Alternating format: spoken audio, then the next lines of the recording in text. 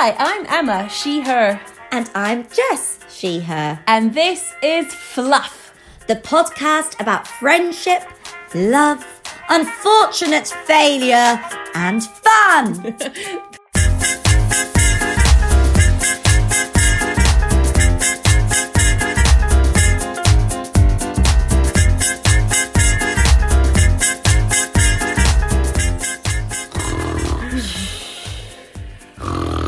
Actually, I'm genuinely yawny at the moment. I'm a bit like, I don't know. Lull. I hope that yawny carries on for you throughout the night. Me too. Because podcast listeners, today we are talking about sleep. All things to do with sleep, having too much, having too little, trying to make it work for you, having a proper sleep, a deep sleep, and dreaming. We're going to talk about dreaming as well. I love a bit of dream analysis. Yeah. Or, well, I mean, I've never done it, but today well, we're gonna. Which is what Fluff is for, our own learning as well. So yes, podcast listeners. Oh my gosh, real life. You are so thematic, Emma Bar. Thank you. It is Friday, and it is the Friday which closes our Fluff drawer. But we're being generous. We're giving you Friday as well to get in your entry for the Fluff drawer. Your entry is a review, which you then screenshot and share on Instagram or any social media and tag at Fluff Creative so that we can see it. Because when you do a review, it takes a few days, doesn't it, Emma, to get to us? Yeah, and even if you do a review and share it on your social media and you don't follow us or we don't follow you, we won't see it. We won't see it. We just won't see it. So tag us, and then you will absolutely, definitely win a Fluff pronoun sticker. Woo! And then one lucky winner will win the Fluff t-shirt. I'm so excited for the Fluff t-shirt. It is. It's the first Fluff t-shirt that ever existed. We even have designs for you to choose from, which is even more exciting. How fluffy exciting. How fluffy. So, Emma, sleep. Yeah. Oh, I hate it in terms that I've gone on a wild journey with sleep. I've used to sleep before. I've had insomnia. Then I went through a period where I actually was sleeping very good, and I suddenly was like, there is another higher level of existence that I never knew existed. You haven't had access to. I just hadn't accessed it. And then, unfortunately, I'm back into a long pattern of, I wouldn't say not sleeping, like I always fall asleep at some point, but my mind is a circus at night. I might be yawning before bed, falling asleep watching something, and then as soon as I go into the act of sleeping, the past, the future, exciting things, things I'm scared of, it all just comes. I think it works in cycles. Sleep, my parents will say I was like the best sleeping child. I was so good at sleeping and I needed a lot of sleep. Yeah. And then I had mono, the kissing disease, which affected my liver, which impacts my hormones, plus a mental health condition at the same time, and then have basically fought sleep my entire adult life. And not for lack of wanting or trying, but anytime I'm stressed, sleep is the first thing to go. And even worse, anytime I'm drunk, I cannot sleep between the hours of 3 and 5 or 6 in the morning, because this is a little learning for you. That's your liver processing time. So while your liver is processing, it's creating hormones. Oh my gosh. This isn't even in my prepared knowledge. This is just my learned knowledge. My mum's the same. Yeah. We wake up at 3, bing, if I've had too much alcohol. So the quarantine drinking will be having an impact on the sleep. Definitely, plus the stress of quarantine, plus all that bingo bango, like it's all happening in the head. Plus I psych myself out. If I think that I'm stressed and gonna not sleep, I will not sleep because I have decided I won't sleep. Well, I used to have this line which came maybe in my 25, and Emmy probably heard me say it. I used to say things like, there's just too much fun to be having. So I also had this period where I just didn't want to sleep. And I used to say sleep when you're dead. Yeah, I remember when you said that. Yeah. So I was just like, or I could watch stuff, or I could think about the world, or I often get into the shower late in the evening and do my shower concerts. It was a fear of missing out, but then also I'm wondering now if I was just making excuses for bad sleep habits. Yeah, exactly. Because when you do sleep and you've had a good night's sleep, it feels feels good. Like, who wants to feel groggy in the morning? Yeah, nobody. So we're going to get into our own personal sleep stories with some tips, and we've got some science and some dream facts for you, listeners. But before we do any of that, what are we drinking, Jess? We've got a little nightcap. Ah! Yeah. So, I mean, some people might dispute this is a nightcap. The old-fashioned. Lovely. So I love the old-fashioned as a nightcap because it reminds me of... I've worked in cocktail bars and quite like dark, bougie cocktail bars where the lights are low.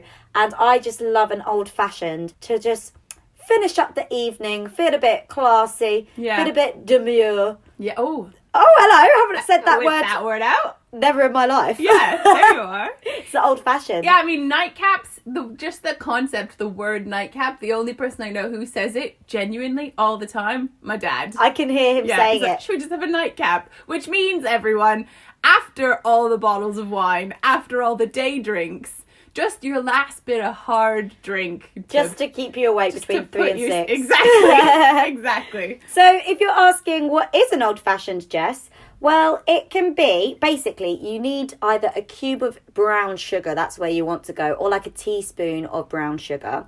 And normally you put a few drops of Angostura bitters on, or any type of bitters, like a walnut bitters, which is like a slightly alcoholic kind of aromatic dribble. But we haven't got that with us, I've left that at home. And then it's normally like a bourbon or a whiskey. And you just kind of like stir that all together. And with some orange peel that you want to kind of squish into it. I take mine a bit further. I squeeze the orange into it just to give it a bit of extra zest. It's basically 50 mils of bourbon in ours and a couple of ice cubes, and I've just mixed it up real nice. With a beautiful orange on the side. Well, you say beautiful, but I did cut out the bruise that was there from the start. Anyway, right. Happy sleep tonight. Happy nightcap. Happy nightcap. Yeah. Yummy. Yeah. It's Right. just, I mean, it is what it says is, on the tin. Yeah, old-fashioned quality nightcap. Quality as in little bourbon. But it tastes good, but right? I mean, it's not a bourbon I want to drink on its own. But in an old-fashioned, you've got the sugar and a bit of orange in this one to sort of smooth it out. It does taste like the nighttime. It tastes like a cabaret bar. It tastes like I'm sitting under red velvet. Yeah, it's definitely not a day drink. No. Or even a Yummy. starter drink. Yeah. Necessarily. And people can have it different ways. Actually, here's a bit of annoying gender inequality for you. So the cocktail bar that I used to work in, it's quite bougie in the city of London. And I was the only female identifying person working on that bar. And only with male identifying people. And sometimes men would come to the bar, it would be really busy, and it was me just waiting to serve, and all the other bartenders were busy. And I say, can I serve you? And oh no, it's all right, thanks, love. And I can make cocktails. Oh no, it's all right. I'm just going to wait for his, I like the way he does it. I'm like, you haven't even tried mine. And I was quite famous there for making some banging cocktails. Well, and actually, this is a whole other... I mean, I think we need to do a whole episode on drinks, perhaps. But, all right. But there's so much gendering going on in the drink world. Like, a girly drink is a pink drink. Beer is for, the dad in your life, the man in your life. Yeah. It's so interesting, the amount of... I mean, when I used to say I was straight and would go on dates with men, and they would be surprised when I ordered beer, and then you kind of feel weird about it. Yeah. And also in making drinks, like, why is it that my female hand somehow cannot put a magic touch to the cocktail? In fact, I think I had extra magic touch. Indeed. So whilst we've got this as our little undertone to our sleep today, I remember, I think my mum said when I was a kid, and this is still the same today, I could not be put down to sleep without somebody holding me. Aww. So she said I basically had to be held 24/7, like I would not lay down in my cot by myself. So I used to have loads of comforts around me. It started with all of the cuddly toys that I owned. My mum used to put me to bed, and then she had to position them all around the circumference of my body. Like your little bears are holding you. Yeah, so I was just completely surrounded. Were you in a swaddle? Yeah, so I was in that, and then all of them around, and this went on like throughout my early childhood. But then I'd wake up, and then I'd be like, oh no, they've dropped to the floor, and then cry for my mum. And she had to come back and put all of the toys back around me, and I just lay in the middle of them. Goodness. Yeah, I need comforts around me. Oh, that hasn't changed. No! To be honest. My parents, like I said before, said that I was the best sleeping baby. I think I was just a gift for them. They've always been socialites, and they would take me to parties and I would just sleep upstairs. In fact, they tell a story about, they're both choral singers, and they were recording an album, and I was breastfeeding at this time, and I was just sleeping in the organ chamber while they're recording music with a full organ and a full choir, because, you know, I was a good sleeper. I was a really good sleeper, and I remember being a good sleeper. And when I was actually an infant, this happened, I think, at my uncle's house where they were staying for a few weeks, and they were in a room with a massive, massive walk-in closet. So they put my crib in the closet and would close the door. And then obviously, because there's no light pollution at all, I would sleep 12 hours. Like deep sleep for a baby. Yeah. That's long. Yeah, and so they always talk about me sleeping in the closet, which maybe you've already beat me to it, podcast listeners, but I've literally come out of the closet. I haven't made it yet. Oh, but there you you are. go. Yeah. Oh, it was in your destiny. It was in my destiny. Oh. So I started to have further disturbed sleep when I began sleepwalking and sleep talking. And I think I've stopped it now. It did last into adulthood. But sleepwalking I had the same patterns. I used to always go to the toilet, and my mum had this random little sink in her room. So I used to go to the toilet and the bathroom and then go and wash my hands in her room. And that was like my nightly routine. And I used to always tell her that there were monsters down the toilet or monsters under my bed. So clearly, and she'd just say, go back to bed, Jessica, and I would.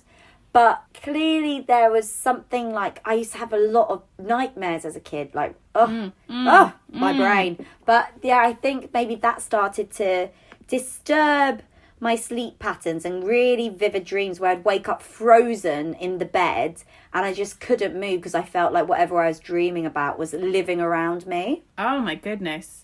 I've got some dream facts that I think I'll intersperse in this episode. Can I go straight in with a dream fact off of your story? I'm ready. All right. So one interesting fact, which is interesting, I think, if you consider nightmares, I wonder how many times it is actually monsters or if it's things that you already have seen, or maybe it's something around the corner that you can't see, because in our dreams, we only see faces that we already know. Oh. We are incapable of imagining a face that we've never seen. So we've all seen hundreds of thousands of faces throughout our lives, and so we store those in our brains, and that's what comes out in our dreams. But that's not the same for, like, places. We can create places, can we? But they'll be inspired by reality. Wow. So everything we imagine is inspired by something we've seen.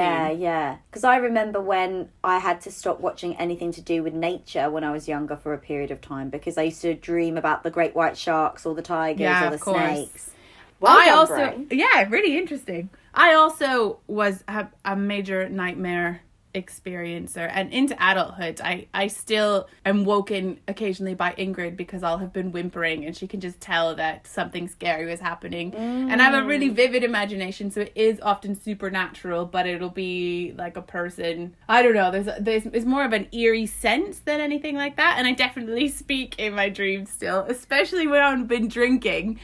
In the first hour of sleep, I will make sounds and Ingrid will wake up and laugh at me usually, because it's like incoherent words, but it's like, it was clearly meant to be a sentence. Yeah, you were having a conversation. Yeah, so my dreams are really, really vivid. So, Emma, I know you have a little cheeky research there. What is sleep? Yeah, so actually, because when we started talking about this, we were kind of veering between talking about dreams, talking about sleep, and because we both struggle with sleep, I kind of wanted to know, what should our body be doing? What is it supposed to be doing? Every creature on the planet has some sort of sleep rest. So what is it in humans? So sleep is part of how our body heals itself, processes, and manages its energy throughout the day.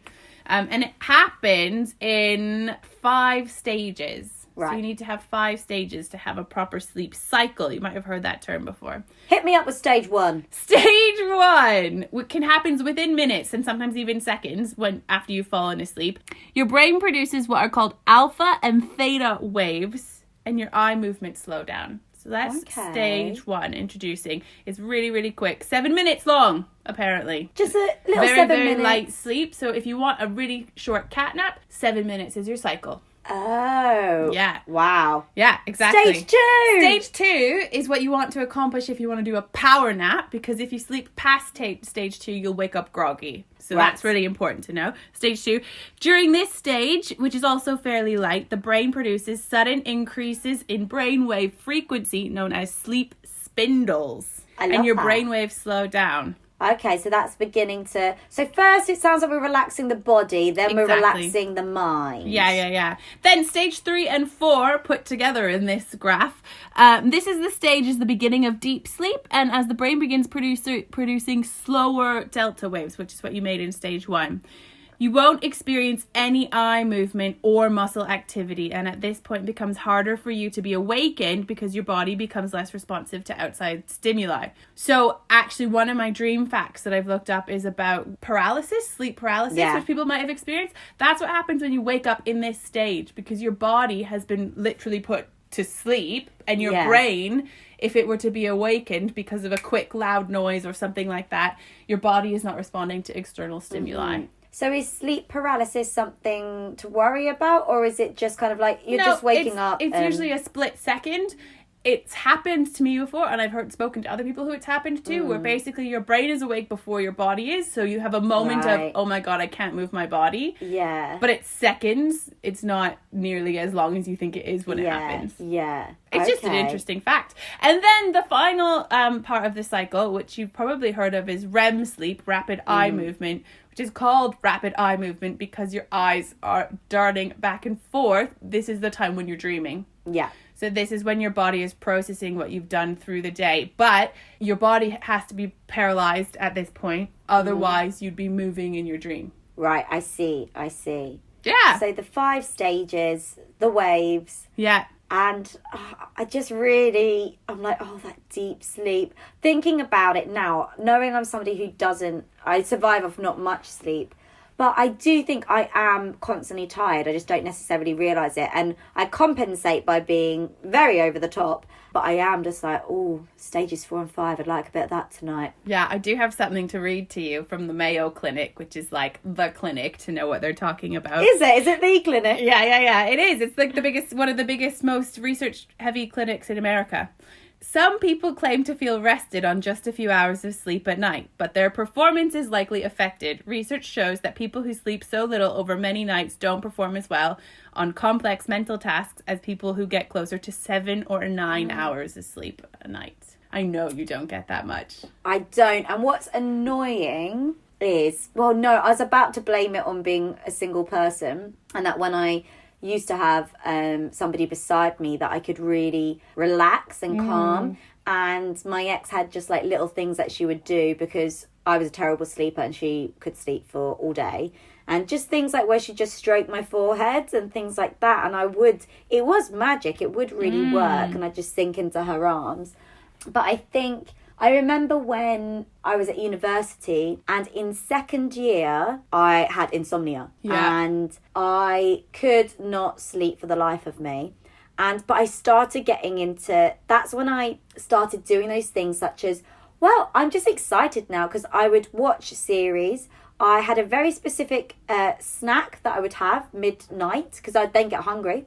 Yeah. So then I was having a really nice brown seeded bagel with peanut butter and banana on top and honey. But then your body's digesting, so it's not sleeping then either. Precisely. I wasn't helping myself. And then I didn't mind until it did start to impact on university. I remember having to get up at 7 a.m. for uni. And sometimes, because I then wouldn't bother with an alarm, because I was like, well, I'm just staying up all night. Sometimes I would fall asleep at 6 a.m. Oh, no, yeah. And I remember there was one lecture. So I was quite a bit of a... I always went to uni and I did not miss anything to do with uni. Yeah, bit likewise. Of a studious students over here. We were the front row. Bit of front row. Shh, please, at the back row. Shh. Yeah. The teacher's talking.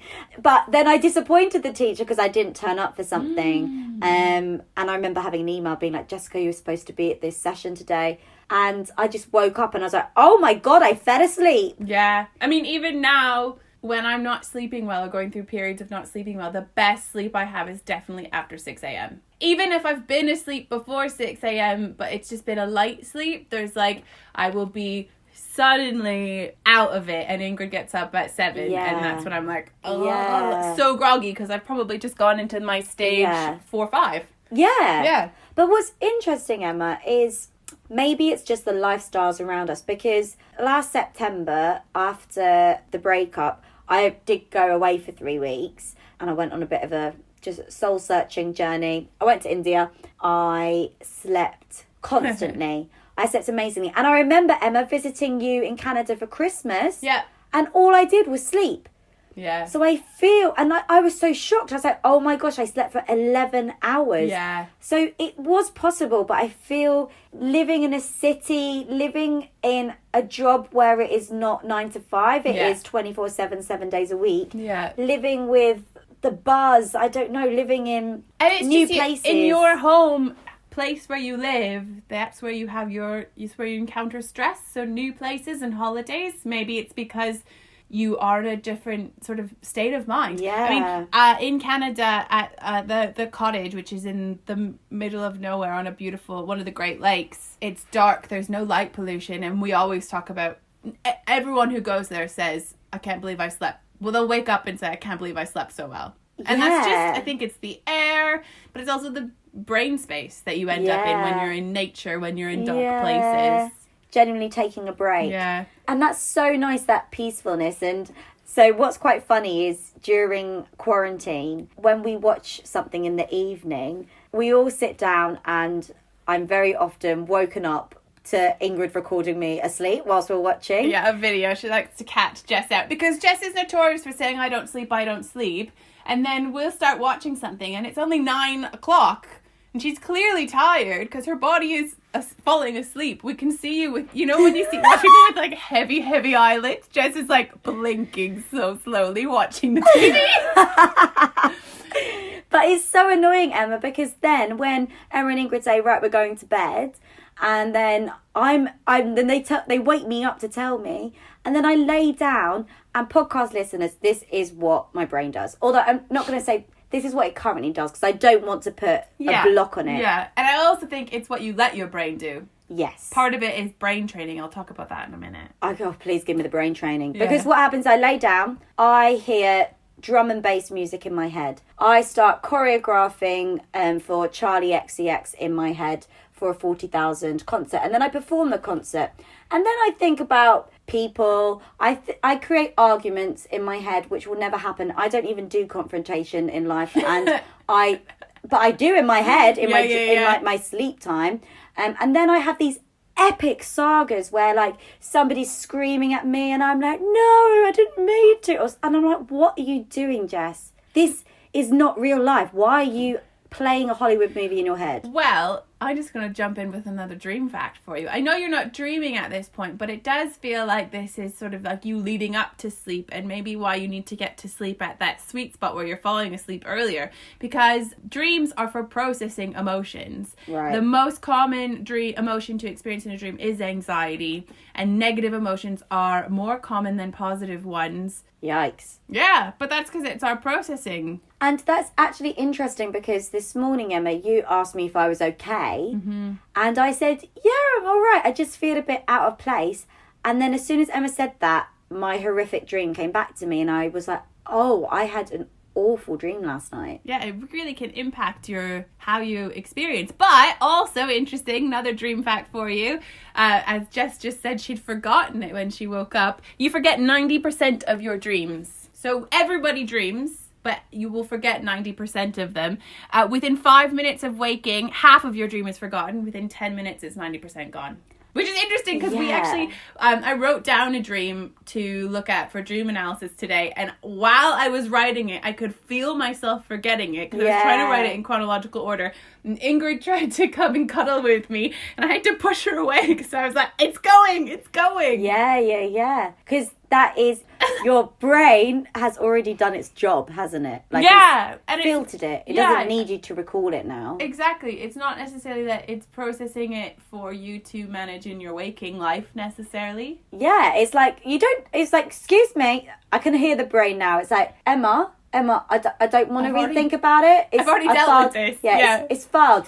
in file number XZ1. Yeah. But that being said, that would be why when you do go through trauma, you tend to, as soon as you close your eyes, you dream about that thing, that person, that place. Yeah. That makes a lot of sense. Yeah. But I suppose I am not defeated. Like, I do want to, especially like get you there. for any future partnership. Like, I was in a partnership and I've always dated people who love sleep, and they are just, and I think that's when I realised I was a little bit different. And I realised how much I kind of wanted to be them. Not too much. Like, I don't like laying in. I love being lazy, don't get me wrong, but I want to have breakfast in bed.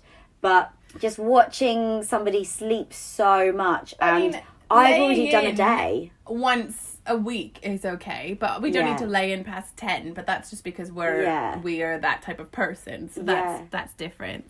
I think I've been in past relationships, I mean, like I said, all my adult life struggled with sleep, and I'm really grateful to now have Ingrid as a partner, because she is someone who is very protective of her sleep. She is someone who uses the app on her phone that makes the sound that says it's time to go to bed, and then she gets up, even no matter how fun the situation is, and says, time for me to go to bed. Wow. It's incredible. And she's really, really militant then with me as well. So when Jess isn't here, it's a little bit different in quarantine, but when Jess isn't here, she makes us have a no screen rule for an hour before bed. When we do get into bed, she sort of like talks me down and like does all the things to try and make me sleep. She makes me take melatonin, which is the natural hormone that your body creates based on the amount of light that you experience during the day. So you need melatonin in order to sleep. You need a lot of it. So when it's dark, your body makes more of it, which is why if you sleep with lights on, or if you sleep in a city and there's light pollution, or if you don't have blackout curtains in your room, you're not creating enough melatonin, you're not sleeping deeply. But you can also take melatonin tablets. So she makes me take the tablets, have water. There's lots of rules that she has around sleep, which I'm really, really grateful for, because actually when I'm on my own, which I have been a bit this year in London, I don't sleep, but when I'm with her, I do. Yeah. She's the magic ingredient. And that melatonin, podcast listeners, I think that is, out of this podcast, that's definitely maybe a super helpful tip to draw upon. And I think, Emma, you taught me about melatonin, because I've mentioned before, I've lived in lots of house shares. And so sometimes I feel a little bit in flux. And I moved into a particular flat that was abysmal, and I did not think I was going to stay in it long. I stayed in it for 2 years though. Did I have anything over my bedroom window? And she's not even talking sheer, like there wasn't even a piece of sheer fabric. It was nothing. Even so that neighbours couldn't see you change. It was literally hello world, hello sunshine. Yeah, and it was such a sunny window as well. Like it was facing the sunny direction. So for 2 years I slept without anything covering my window, and my standard line for those 2 years was I sleep for 3 hours a night. Oh my God. And then when I moved into the new flat and we had a blackout blind, my life changed so much. It's amazing, isn't it? Because actually when your melatonin drops, which is caused by light, that wakes you up. That's the body's natural process for waking. Right. So it's supposed to be that way. When I was visiting my sister-in-law's parents in Australia, the place in the rainforest, it gets dark there, like dark, 7 or 8 p.m, but then the light's up at 5. But because they're in the middle of the nowhere and there's no light pollution, basically everyone just changes their day. So you go to bed at 8 and wake up at 5, but you've had all those hours of sleep. Whereas we try, especially in cities and in Western culture, to fabricate our hours. I think it's because then I'm like, what if I stay up another hour? I could have a little snack. But that's you wanting to stay up. It's interesting. I think it's so interesting. Yeah. Emma? Yeah? I know you have a little bit of research here on dream analysis. Indeed. So Emma and I, podcast listeners, although we lose 90% of our dreams, as Emma said, we have managed to retain one dream each this week. Yes. I might have had the most dramatic dream of my life, and I need some help with it, please. Okay, very good. So, before we go into this, I'm just going to give you one more dream fact because it's related. Dreams are symbolic. Oh, good Lord. Yeah, if you dream about some particular subject, it's not often that the dream is about that. Dreams speak in a deeply symbolic language. So let's hear a little bit about your dream. Oh, no. Now I'm a bit scared, Emma. It's okay. So, podcast listeners and Emma Barr. My dream this week, which stuck with me. Stuck with me? Stuck? It stuck with me. Stuck with me. Completely, vividly. So, I was on a beautiful Thailand beach. And we were all living in beautiful beach huts on the beach. And I was in a beach hut, one end of the beach, hanging out with Emma and Ingrid. But actually, I was staying in a beach hut a bit further down the beach. And it was sunny, it was gorgeous, loving it. And then things start to rumble. The beach is shaking. The beach starts tilting and cracking. So then it's like an earthquake is happening on the beach and suddenly it's covered in snow. So we are now on top of a mountain. The beach is turned into a mountain and everything is tilted and everyone's like grabbing on not to fall off of this snowy mountain. And I remember that somebody I love, I had a partner in this dream. It was gorgeous. Well, the dream wasn't gorgeous, but I ran to go and find my partner who was in our beach hut, and she was across the crack that was really like the almighty crack. And then we were trying to get each other to leap, and I just looked at her and I said, "You cannot leap, like you're going to go." And then what happened? I then went to try and leap to her. Oh no, Jess! I didn't do it. And because we're on this slippy, slidey mountain, I then slipped down and I'm going towards the edge of the mountain. And I'm not sure if this has ever happened in a dream before, but I say in my mind, I'm about to die. And then I slide off of the mountain. I feel myself slide off of the mountain. I'm suspended in midair. And I'm falling, and I just say that was it then. Okay, so you've got a few themes in there that I'm going to read out to you. It's interesting because I've not read this in my research, but I've heard before that if you have a falling dream, you will never hit the ground because you can't, because that would be you dying, just so you know. Oh. Interesting. But the three themes that I think that we're going to talk about that are on my list, natural disasters is 1, falling dreams is 2, dying is 3. So... such peachy topics. Exactly. Let's look at what it says about natural disasters. Either unplanned or deliberately set, these dreams are very symbolic, hinting at uncontrolled, unconscious anger and rage. The wilderness can be seen as a mysterious place. In fairy tales and legends, they are filled with unknown creatures, dangers, as you explore at your own risk. Earthquakes. Yes, this is it. Dreaming of a sudden violent shaking under the ground, causing buildings and houses to crumble, are very powerful dream omens. The unexpected movement of the Earth's crust shows you that you are not in control on the ground. Earthquakes are symbolic, showing you the connection between the underground, unconscious, or unknown events, and the ground, which is personal stability, ego. Well, I suppose this makes sense for COVID-19 kind of situations because, well, we all feel a little bit out of control. We don't know what's happening. We don't know where we stand. So we stand on a bit of shaky ground at the moment. Yeah. Interesting that there's lots of things. So it could represent a conscious shift, calling for change, tension, starting to release, a shake-up, a rebirth, and acceptance. Okay, a rebirth. I'd like to take that one. That you pick. Yeah. I'm going to pick what works for me. And then I think we'll look at falling, just because that's how it ends. Because it was so intense, and I've never had... I don't know, I just was like, in my dream, I accepted I was about to die. Oh my goodness. Okay. Falling dreams are the most frequent among all the common dreams we experience in our lifetime. Researchers say that the average human will dream about falling up to 5 times in their lives, so you are not alone. But only 5! That seems quite intense. Reasons for falling dreams. The phenomenon is so named in reference to the hypnagogic, I'm going to say, state. I buy it. Yeah. The transitional period between wakefulness and sleep. So that's why you wakes you up, falling. Right. If you ever have the dream where you like miss a step and it wakes you up. There are many reasons why we experience these disturbances. One theory would suggest that falling dreams are connected to what is taking place in our waking life.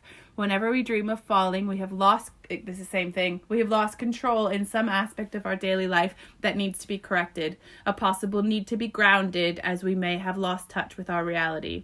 Again, Emma, this just makes me think, of course, we're living in a pandemic. We're living in a world crisis. Yeah, tell us. There's one specifically about slipping. Yes. Slipping and plummeting to your death is a quite scary experience. Slipping to your death suggests that you will eventually slip up in a particular situation that will cause emotional distress. Well, I'm going to think about this when I fall asleep tonight. Yeah! Oh! I mean, I'm not going to deny the intensity of the situation we're in. So no wonder that we might be having such intense dreams, right? So podcast listeners, if you want to, have you been having any intense particularly dreams intense dreams? Yeah. Like, it just was so shocking and so real, and I could really feel it. But like, our dreams are extra strange right now. We've been saying that. We would wake up every day and say, my dream was so vivid, so real last night. Yeah. And they've been crazy. They've been really intense. I can't remember 90% of them, but I know that I woke up and thinking, oh my God, I was just on an adventure. Yeah. And then that does, in a way, like, I suppose we've all had these days during quarantine where we can't quite put a finger on how we feel. But I feel we may have had, like, a really intense dream. Yeah. Jess, can I tell you about my dream, and I'll give you the dream dictionary? Oh, I love a dream dictionary. Now you get to analyse me. I quite like a job as a dream analyst. Yeah, I think that's really cool. But then I'd also like to be a yoga teacher, marine biologist. Oh my God, I've just read it and I remember it's intense. Okay, it's long too. I'm going to read the whole thing. We can edit it out later. Oh, yeah. Something in it was like a war between Athens and Rome. That's where I started.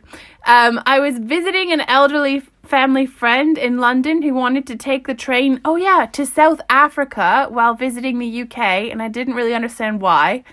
Then we were at war for centuries between Athens and Rome, and it was definitely centuries that passed. I was aware that it was that much time. Lots of deaths, and I could see the world map of where the deaths were happening. Like, I was above it watching it like a map of the world. That sounds a bit COVID.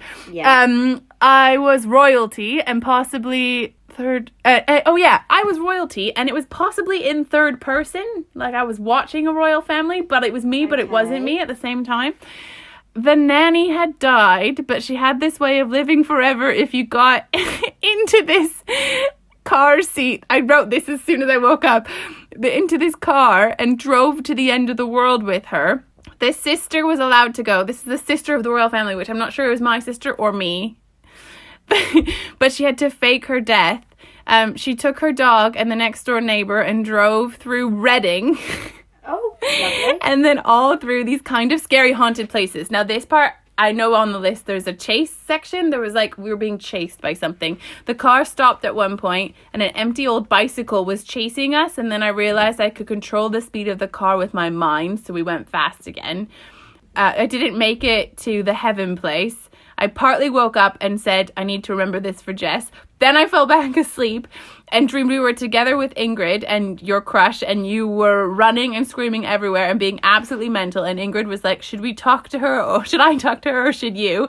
And we were in a public market, and I said I needed you to come to the toilet with me. And I was like, what's going on? And you're going a bit wild. And you said, you've crossed the line. What makes you think you can tell me what to do all the time? I cried and said I was protecting you. And Ingrid took you away to explain, and then I woke up.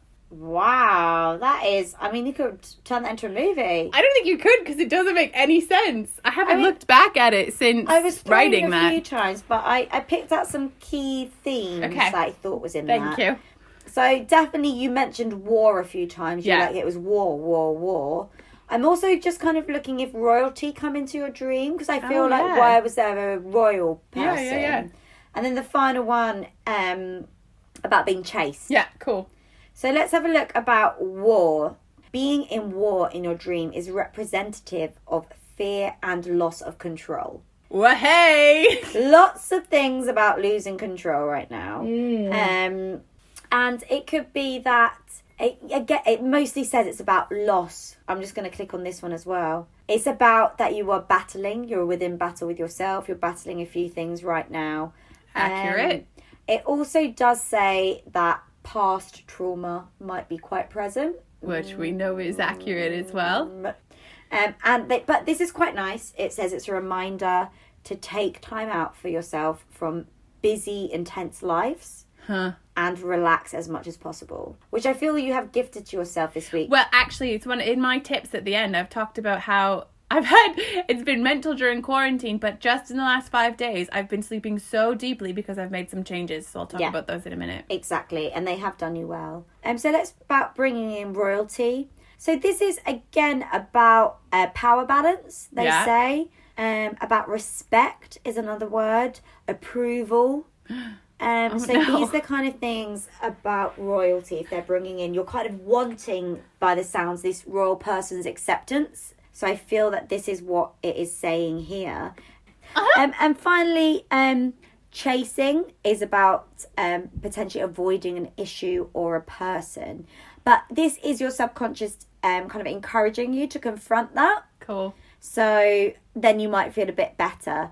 So I feel, Emma, that was about a few things. Again, don't be too hard on yourself. We're living in a bit of an uncontrolled time, which links to the war. Yeah, and remember I said in one of my dream facts, it's mostly negative emotions we confront in our dreams. Exactly, to help you process them. And that's why, like, going back to being chased, like, yes, you're dreaming about being chased and it's horrible, but it's kind of a little sign to say, face this so that you don't dream about it. I've definitely had that where I'm like, if I just face this situation, I might stop it haunting me in my dreams as well. I read the chase one earlier as well, and actually it doesn't have to be that there's something that you literally need to face. It can be that you feel like there's a deadline looming. Yeah, precisely. And that makes you feel like something's attacking you, or it's that phrase like, I've got a weight on my shoulders, that kind of thing. It's weighing you down and you just want to escape from it, and you want to run away, you want to procrasticate, but a deadline's a deadline. Yeah. I fucking hate deadlines. Cool. Oh.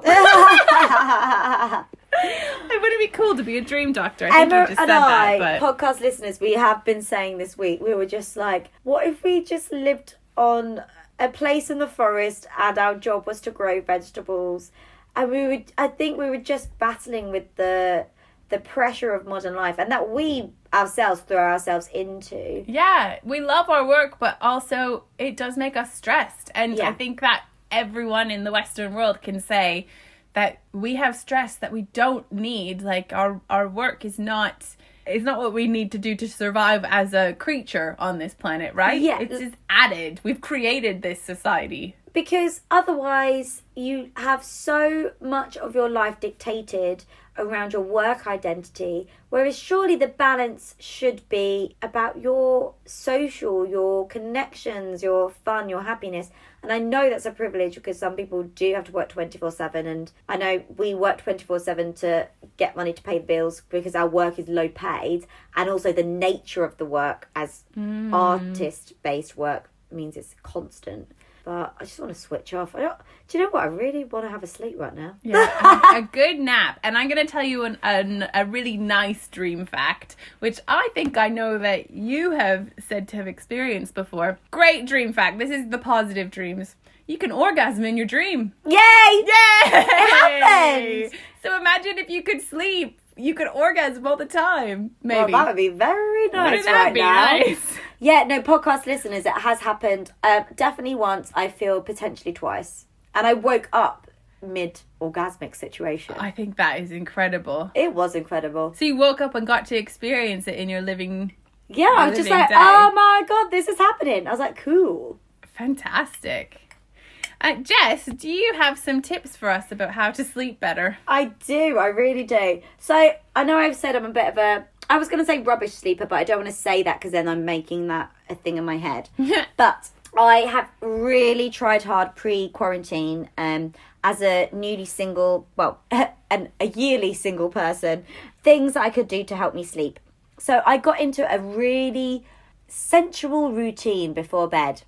And that was a hot shower. Yeah. And that lovely steam. And then I got from Lush, which is an amazing kind of skincare, body care, delicious, natural body products.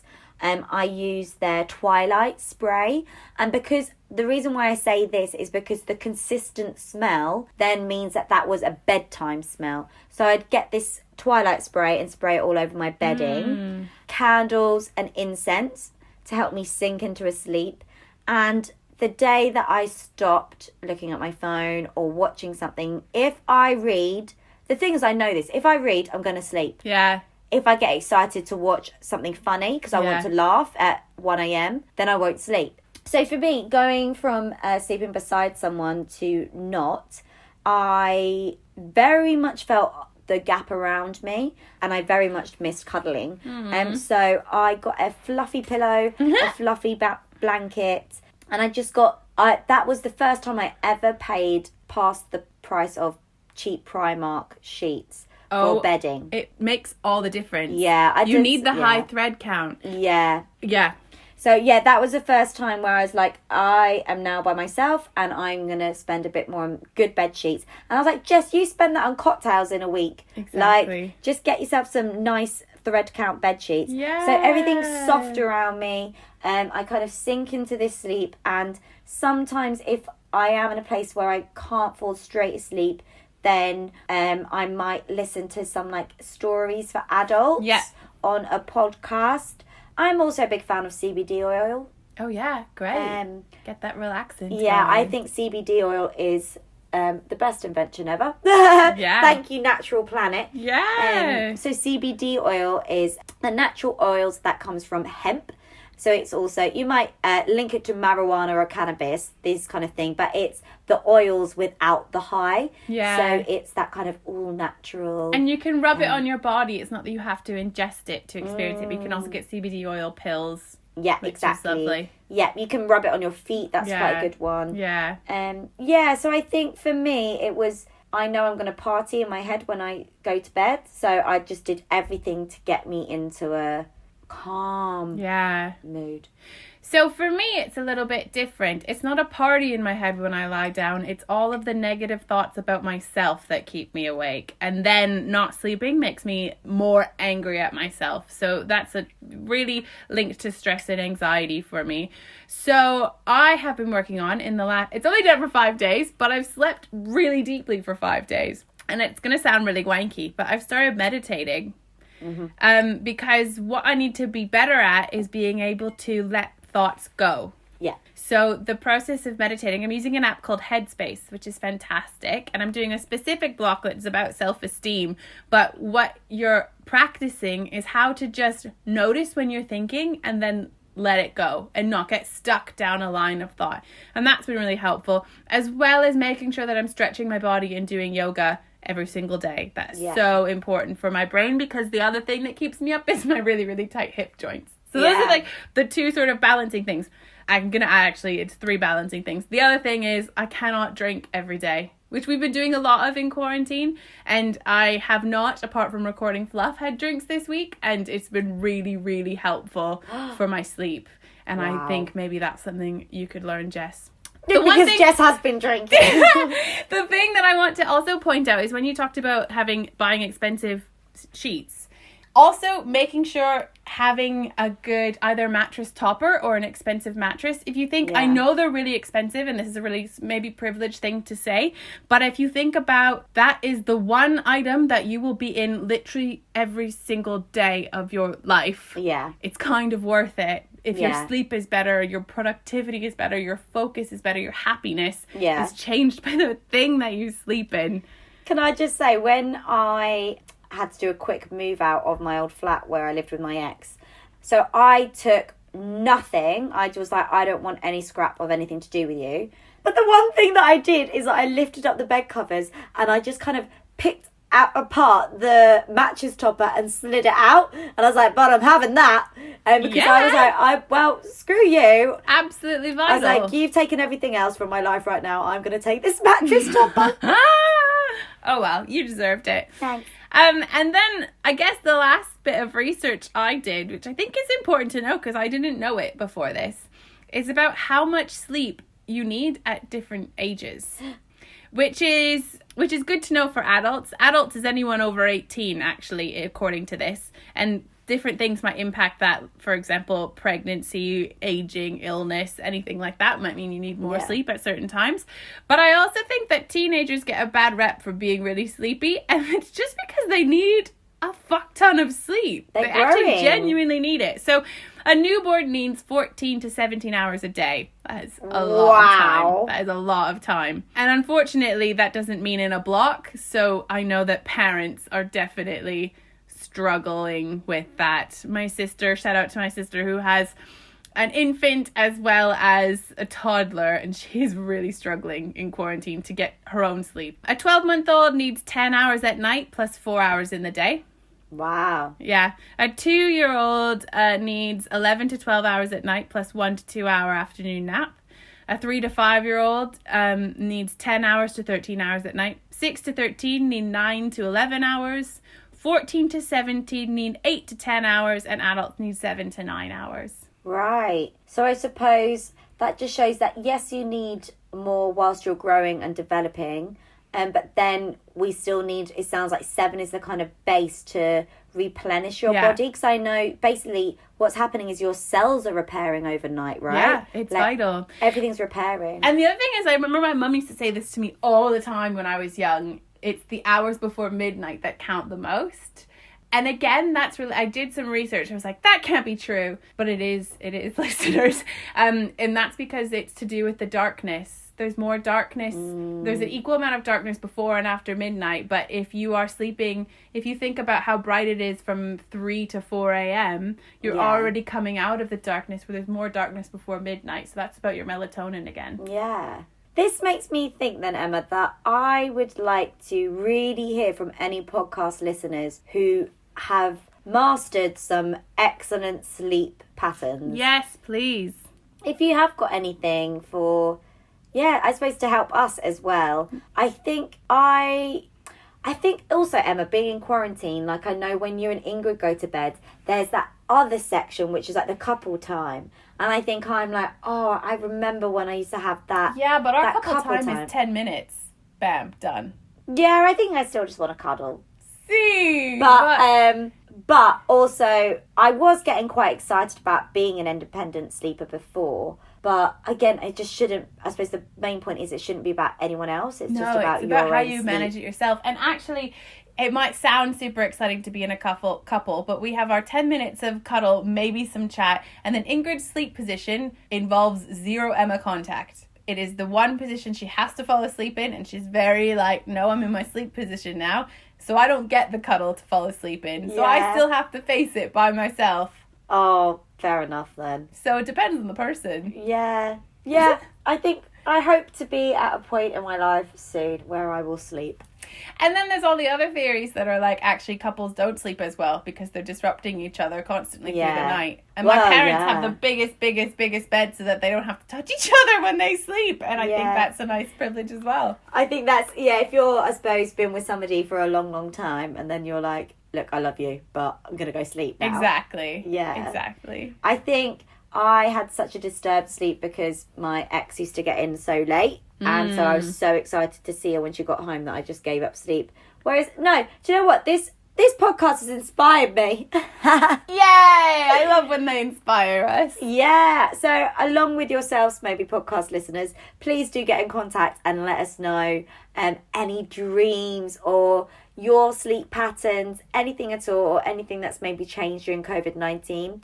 As always, get in contact with us. Let us know how you found the episode.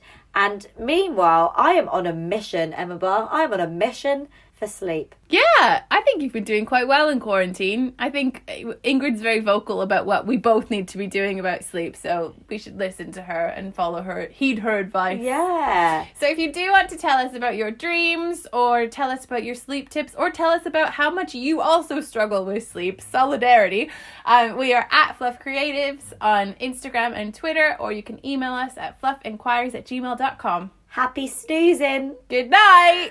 Thanks for listening, and don't forget to rate and subscribe. We're excited to welcome you into our Fluff family and bring you some gorgeous sparkles every Friday. We can't.